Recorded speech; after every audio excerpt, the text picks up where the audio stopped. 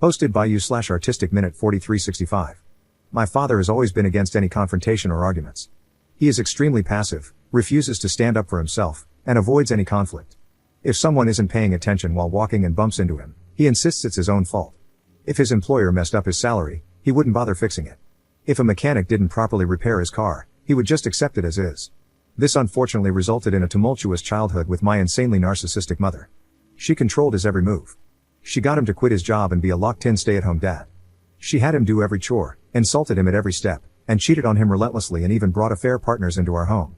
She enjoyed making his life miserable every day, and he never questioned it. My extended family, God bless them, were there for me as much as they could be. They tried for years to make my father leave, but he never budged. When she would direct her anger at me, in the form of screaming, insulting, or general demeaning, my father never once found the guts to stand up for me or support me. When I was a kid, if I cried to my dad about something mom did or said to me, he would sweep it under the rug or just insist I forget about it. Hell, he would even try to justify it. As I grew older, it really set in for me how messed up this was. My mother gladly kicked me out of the house when I was 18, and my father just sat there looking sullen. He didn't say a damn thing. I joined the Air Force almost immediately and got stationed on the other side of the country. The dynamic was awful, and I could have easily gone down the incel route if not for therapy and the amazing people I met along the way. It took years for me to get into a better mental space. I was filled with hatred. My mother left my father 2 years after I got stationed and utterly destroyed him in the divorce. She was unalived a year later in a DUI with one of her affair partners. I took a lot of joy in hearing that it took her hours to unalive, and that's when I really knew I needed help to process things. I'm almost 30 now, have a girlfriend who is perhaps the best thing to ever happen in my life, and she fully understands the situation with my family. I have learned not to allow myself to be consumed with anger and resentment by my past, or so I thought, as you'll see, and instead put that energy into my future. I have been extraordinarily low contact/near no contact with my father since I left. As much as I try, I cannot make that connection with him. I recently went to a family reunion and brought my girlfriend with me. My father was there since it was his side of the family. They have many issues with him, but he is family, so whatever, I guess. I made sure to avoid him. I was chatting with my uncles when I heard my father talking in the background. He was discussing how a coworker of his was going through a divorce after discovering his wife was having an affair and was positioned to have a very favorable outcome. My father remarked that his coworker should instead work to forgive his wife and, in his own words, set a good example for unity and forgiveness, adding that he believed he had set a great example for me in that regard. I swear it was like a switch went off in my head, and I was mentally back to being the rage-filled 18-year-old. After all these years, he still hadn't learned a damn thing. I turned to him and asked if he was serious. He looked at me and started to stutter.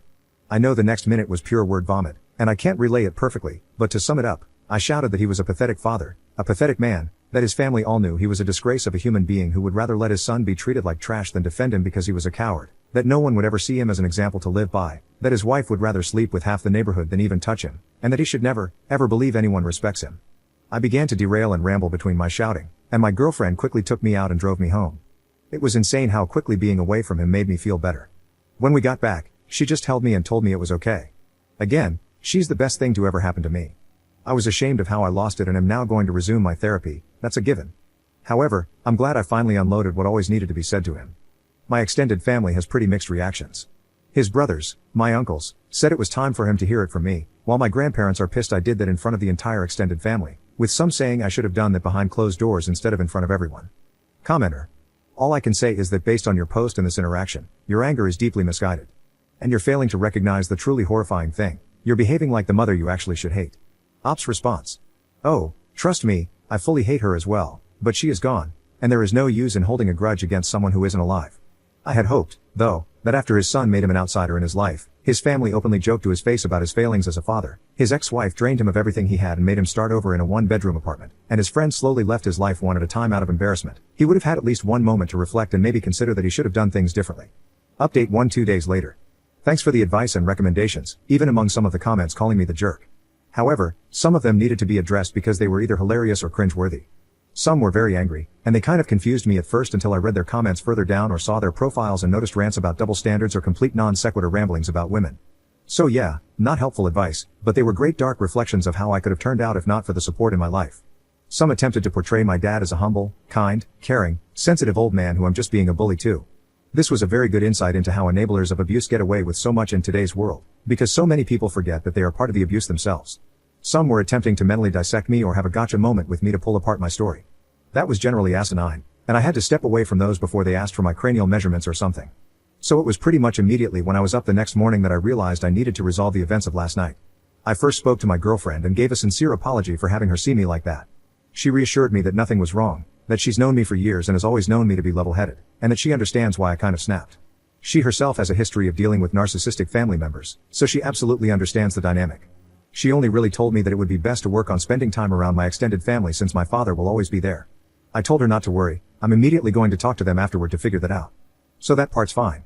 I look like kind of a jerk in front of her, but I'm making sure that doesn't happen again. I also informed her of my intentions to resume therapy just to keep myself steady, which she was happy to hear. I called my grandparents and sincerely apologized for putting such a sore dent in their family reunion.